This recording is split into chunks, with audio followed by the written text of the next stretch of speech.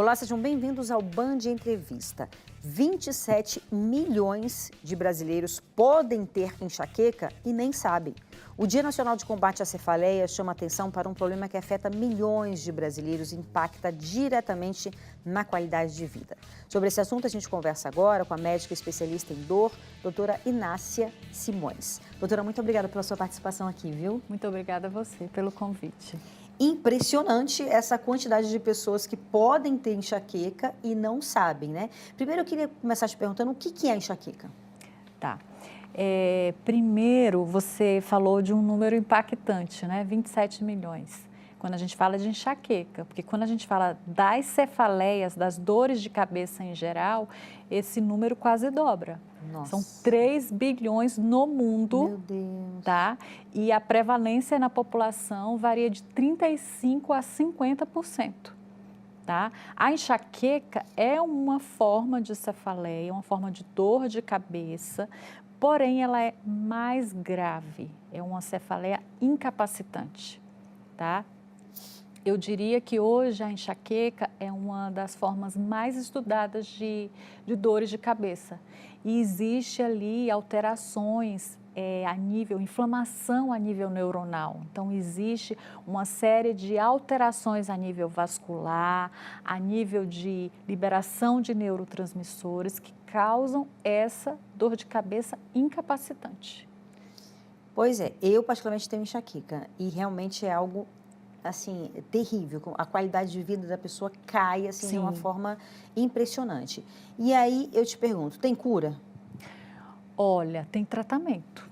Você tem uma faixa etária onde a incidência é mais elevada. E essa faixa etária, infelizmente, é a faixa etária produtiva, tá? O sexo feminino, ele é mais afetado, a proporção é de 3 mulheres para um homem, tá? E a faixa etária de 25 a 50, 55 anos é a faixa etária mais afetada. Então, as pessoas, ao longo dos anos, elas vão reduzindo a frequência e a intensidade das crises, chega a sumir, mas existe aquele perfil de paciente que, mesmo com o envelhecimento, eles permanecem apresentando as crises, a doença propriamente, tá? Você fala, tem cura. É difícil a gente falar isso dentro de um contexto de uma doença crônica, tá? Mas, ao mesmo tempo, é importante a gente oferecer esperança para o paciente. Muitas vezes não tem a cura, mas tem o tratamento. E o tratamento devolve esperança, porque vai devolver qualidade de vida para o paciente, ele vai devolver melhora de todas aquelas funções e atividades do que o paciente se envolve, seja no trabalho, seja nas relações sociais, familiares, enfim. Então, o tratamento, primeiro, o diagnóstico certo, o tratamento certo, tá?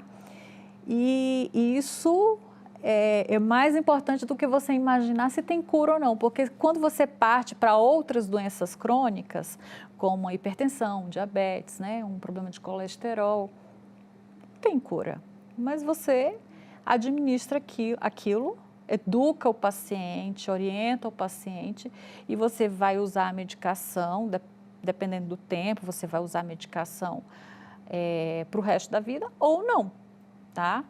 Então, tem cura? Depende. Alguns pacientes eles vão ficar bem ao longo do tempo, outros não. Aí você pensa, eles não têm cura, mas eles vão precisar usar a medicação, vão depender de uma medicação, tá? Mas esse é o tratamento.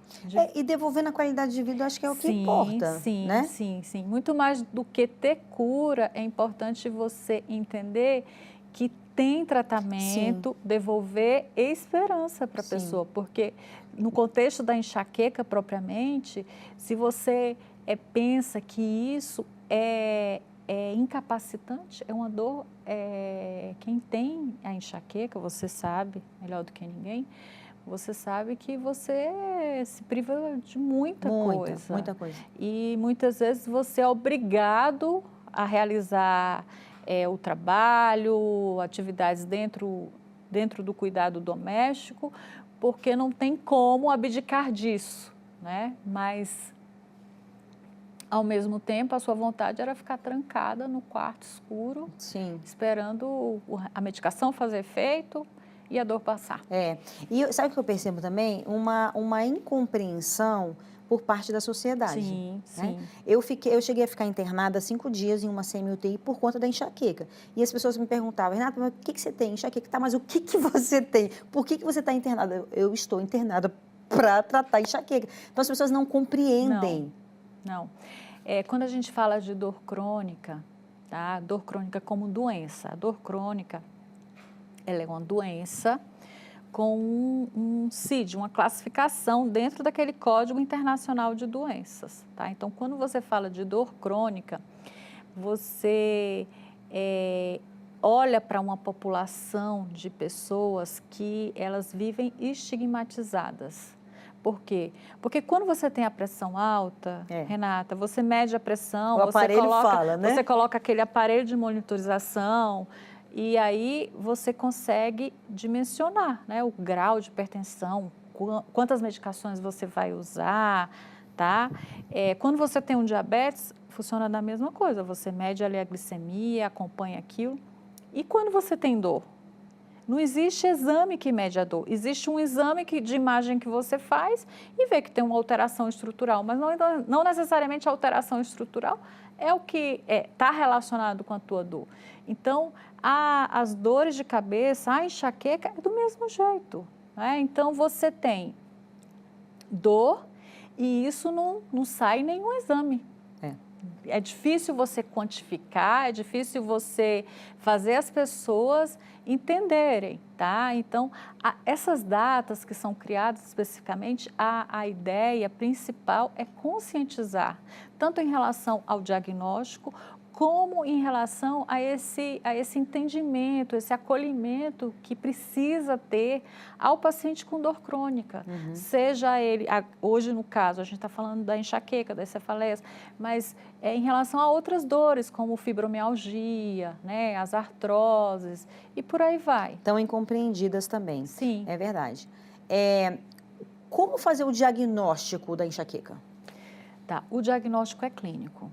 Tá? E a gente vai obedecer a critérios clínicos que são dentro de diretrizes mundiais. Tá? Então, o paciente ele tem que ter características específicas de dor de cabeça. Tá? Tem que ter acompanhado a isso outros sintomas além da dor de cabeça, tipo alterações visuais, intolerância aos ruídos, intolerância à luz. Iluminação. Tá? Intolerância a odores, alterações relacionadas àqueles pacientes que têm a enxaqueca com a aura, tá? Especificamente, eles têm alterações sensoriais, então eles podem apresentar vertigem, eles podem apresentar alterações de sensibilidade, alterações motoras, tá? Além disso, tem aquele padrão de dor, aquela dor com um nível elevado de intensidade, tá? Normalmente ela é uma dor unilateral e ela frequentemente, muito frequentemente, ela é sempre daquele mesmo lado. Pode ser que ela mude o padrão, tá? Então, o diagnóstico é clínico e aí, estabelecendo o diagnóstico, dependendo da intensidade dessa dor, por exemplo, nos primeiros episódios, você pode apresentar um padrão de dor que você pensa, eu nunca tive uma dor como essa, tá? Então, é uma dor de cabeça que você nunca teve antes, é uma dor de cabeça de fortíssima intensidade, é importante a gente afastar outras causas mais graves, tá? Por exemplo, tumores cerebrais, alterações vasculares cerebrais, acidentes vasculares, isquemias cerebrais, tá? Então, existem aí, dentro do padrão de investigação, algumas informações que são importantes você esclarecer e afastar uma doença mais grave, tá? Correto. Agora a gente faz um breve intervalo e volta daqui a pouco. Não sai daí, eu te espero.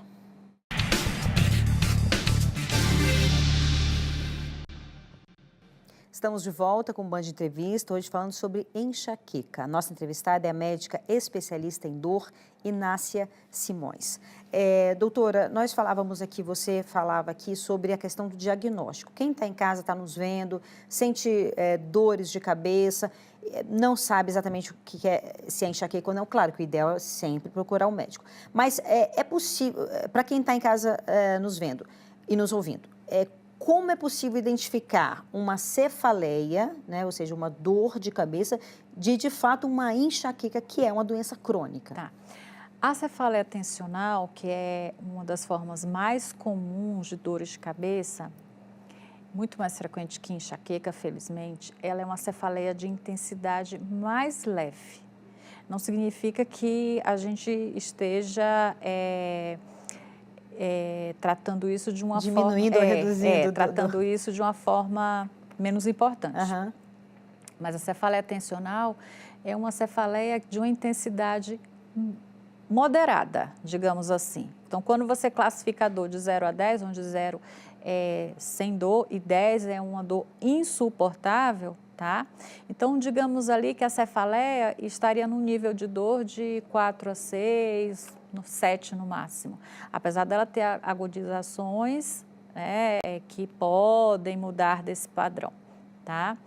E normalmente a cefaleia tensional, ela é bilateral, tá? A enxaqueca normalmente ela é mais unilateral. Essas informações são importantes esclarecer que não são regra. Na medicina, sim, nada é regra. É verdade. Nem sempre, nem nunca. Então, normalmente a cefaleia tensional, que é muito mais frequente, ela tem uma intensidade ali moderada, tá? Ela não vem, ela é bilateral, ela não vem acompanhado daquela aura, tá? Aquela aura que são aqueles sintomas neurológicos. Pode ter uma certa fotofobia associada, pode ter uma certa irritabilidade associada, pode ter intolerância a ruídos, tá? Pode ter gatilhos específicos, tá?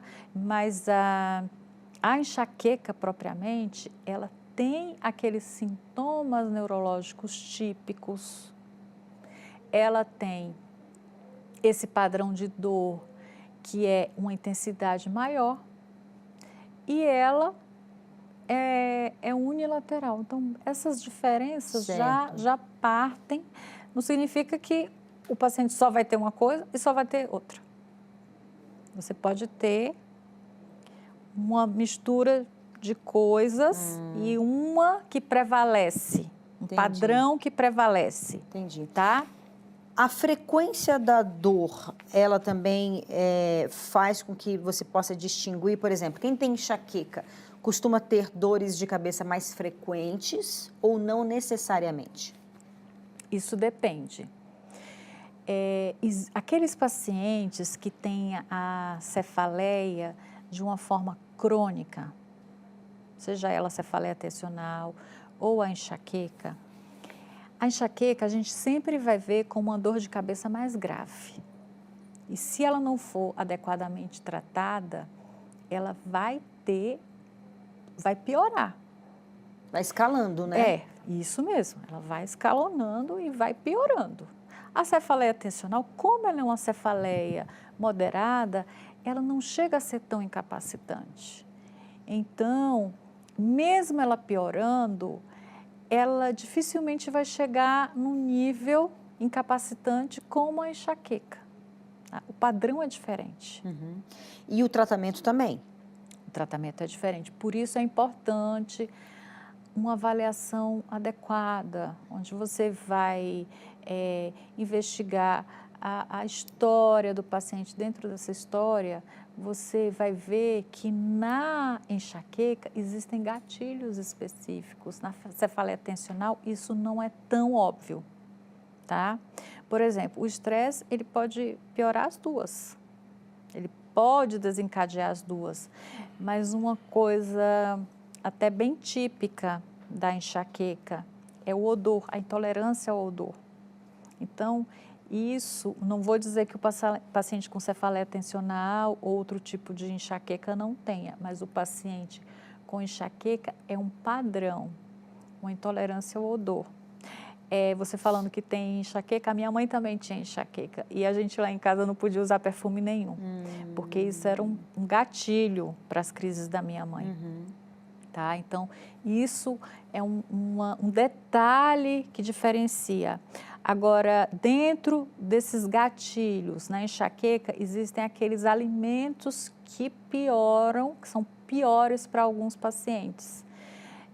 Álcool em excesso, cafeína em excesso, chocolates, vinhos, esses alimentos ultraprocessados, tá? Porque eles têm um padrão de composição específica que podem representar gatilhos. Certo.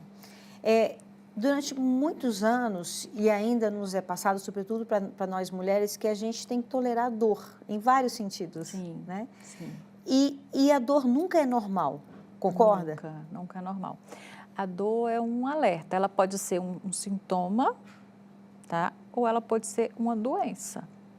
Dependendo de como essa dor sintoma evolui ao longo do tempo, se ela ultrapassa o período de 3 meses, então ela deixa de ser só um sintoma e ela passa a ser uma doença. E quando eu falo que ela é uma doença, existe ali um corolário de coisas que vão acontecendo no corpo, no sistema nervoso, a nível de neurônio, a nível de medula, a nível de cérebro, córtex cerebral, em que tudo vai ficando mais difícil de ser tratado, tá? Então, normalizar a dor é algo preocupante, eu diria que até grave. Por quê? Porque a partir do momento que você normaliza e você faz o outro acreditar que você tem que conviver com aquilo, tá? Isso muitas vezes pode estar complicando mais ainda a vida do paciente e levando ele a desenvolver uma doença crônica, certo? E aí, por exemplo, um paciente que tem uma dor que pode ser facilmente tratada, por exemplo, uma dor pós-operatória que pode ser facilmente tratada, isso é negligenciado, porque você tem que acostumar com a dor, Sim. E isso acaba virando um problema muito mais grave. E dentro da medicina da dor, um dos pontos que a gente aborda muito no consultório, tá, nas consultas, é a educação do paciente. A educação do paciente, eu vejo que existe ali uma linha tênue entre o paciente entender que ele tem que se acostumar com a dor ou ele tem que ressignificar aquilo, tá?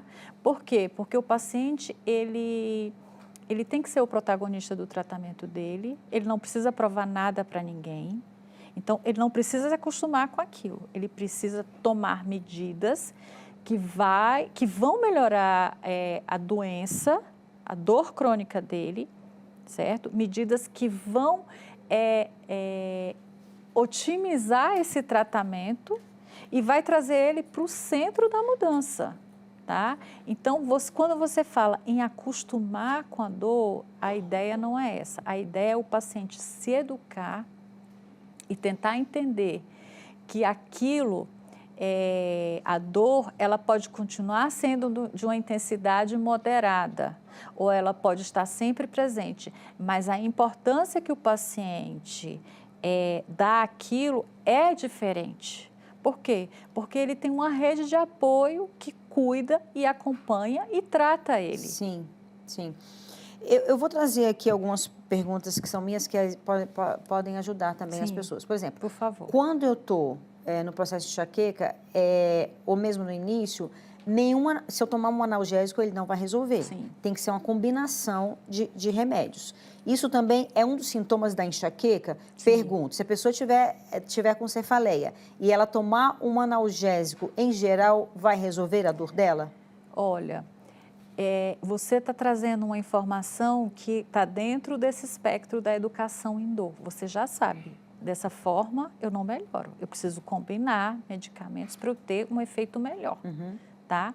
Então, quando o paciente tem aquele pródromo, ou seja, ele sabe que ele vai ter uma crise. Quanto mais cedo ele tomar a medicação, melhor. Melhor, né? Melhor, sim, tá? Certo. E assim, porque para mim ainda ficou, eu entendo que ficou um pouco difícil até você fazer o diagnóstico da cefaleia para enxaqueca, né? Então, por exemplo, o fato, quem tem uma cefaleia, vou tentar ver se eu vou ser compreendida.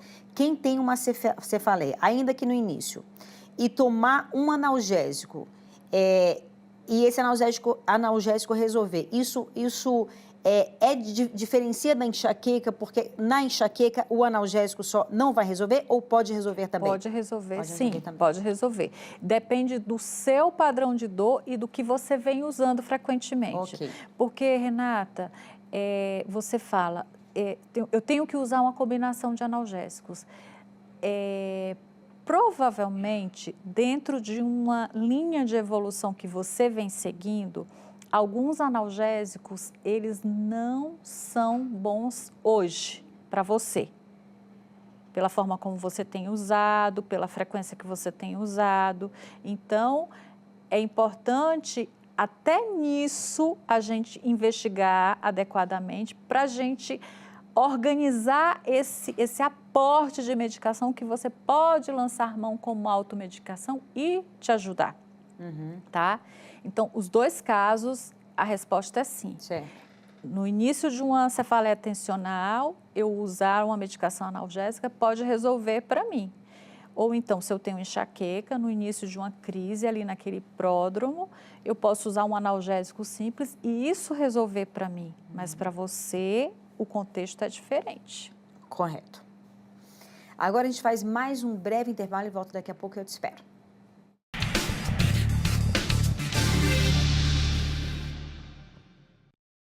Estamos de volta com o Band Entrevista, hoje falando sobre enxaqueca. A nossa entrevistada é a médica especialista em dor, doutora Inácia Simões. Doutora, tão produtiva essa nossa conversa aqui, tão importante para tantas pessoas, né? As pessoas talvez subestimam muito a dor de cabeça, até porque é muito comum, né? Sim. Como você falou, a grande parte da população tem dor de cabeça. E muitas pessoas fazem uso do automedicamento sem mesmo saber se é enxaqueca, que tipo que é a cefaleia. Quais os perigos, os riscos dessa automedicação? A automedicação, de uma forma excessiva, ela é prejudicial porque ela pode funcionar como um gatilho, um fator desencadeante para um outro tipo de dor de cabeça, que é a cefaleia por uso excessivo de medicação, tá? Então, você vai me perguntar, quando é que eu vou ter cefaleia até quanto que eu posso tomar que eu não vou desenvolver uma cefaleia por uso excessivo de medicação? Aí eu vou te falar, depende, porque depende do tipo de medicamento que você está usando. Para alguns medicamentos mais comuns, essa tolerância é mais elástica em relação a episódios de dor de cabeça e frequência de uso da medicação. Para outras medicações, essa quantidade é mais estreita, tá? Então, a automedicação é algo que faz parte do nosso dia a dia, da nossa cultura. Você chega na farmácia e você pode comprar anti-inflamatórios, você pode comprar analgésicos sem receita médica. Algumas medicações, elas são permitidas, tá? E, normalmente, você tem aquilo como uma forma até de gerenciar o teu estresse. É melhor eu ter a medicação em casa, porque se eu tiver uma crise, então eu tenho a medicação. Você imagina, você ter uma crise e você saber que isso melhora com uma medicação X e você não ter a medicação X. Isso piora ainda teu estresse. Psicologicamente falando, sim. Então, essa forma como você usa a medicação, ela pode reverter em algo pior, tá? Não vou falar que não é para se usar. O importante é você estar usando com uma orientação médica. Sim. Porque com a orientação médica, você vai usar aquilo dentro do que é tolerável para você, do que é permitido para você e do que não vai causar prejuízo para você. Perfeito. Quem tem esse problema, seja da dor de cabeça, da cefaleia, tem dores constantes, eu tenho época na minha vida que eu sinto dores todos os dias e o dia inteiro. Quais os fatores externos podem contribuir para reduzir essas dores? São alguns fatores, eu diria até que são muitos, mas vamos ali os mais importantes. Noites mal dormidas, o sono é muito importante. O sono, eu falo que o sono é anti-inflamatório, é analgésico, porque o sono, dentro de um padrão de sono adequado, você consegue melhorar o teu dia de uma forma importante e exponencial. Dentro daquele padrão de sono, onde você realmente descansa, onde você tem realmente um sono reparador, você faz ali uma limpeza de neurotransmissores e de substâncias tóxicas que vão te deixar pronto para enfrentar o outro dia com outra disposição e outro ânimo. Então, sono. Alimentação. Alimentação, para alguns pacientes, elas funcionam como gatilho para qualquer tipo de dor, especificamente da dor de cabeça ou da enxaqueca. Alguns alimentos são proibitivos para certos pacientes.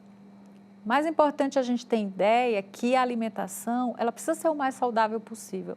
O que é uma alimentação saudável? A alimentação saudável é quando você usa, dentro daquela variedade de alimentos, alimentos que são alimentos mesmo. Naturais, tá? né? Naturais. Assim. Menos processados, o mínimo possível dos ultraprocessados e equilibrado em termos de nutrientes, carboidratos, proteínas, gorduras. Então, a gente falou do sono, a gente falou da alimentação e algo muito importante também é a atividade física.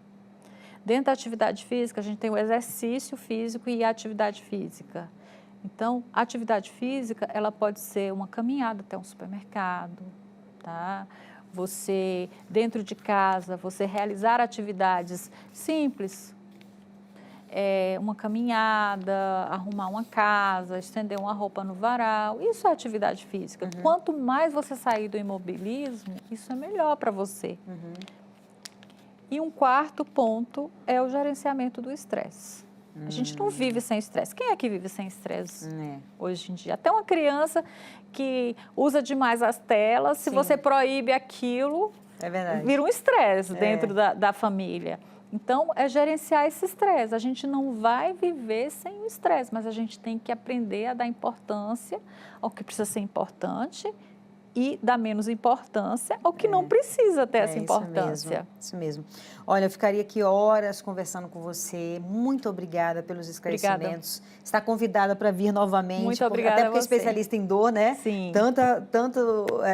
Uma amplitude aí de temas para a gente conversar. Mas é isso, muito obrigada mesmo. Muito obrigada a você, Renata, pelo convite. É importante, como eu falei desde o início, estar esclarecendo, educando, trazendo informações para o paciente de forma a reduzir cada vez mais esses estigmas que os pacientes com dor sofrem, especialmente os pacientes com enxaqueca, porque realmente é uma doença grave, incapacitante e precisa ser tratada. Verdade. Obrigada, viu? Muito obrigada a você. O Band Entrevista fica por aqui. Obrigada pela sua companhia. Você pode nos acompanhar pelo YouTube, no canal Band Brasília e no Spotify, no TV Band Brasília. Obrigada, então. Aproveite seu final de semana e até sábado que vem. Um beijo. Tchau, tchau.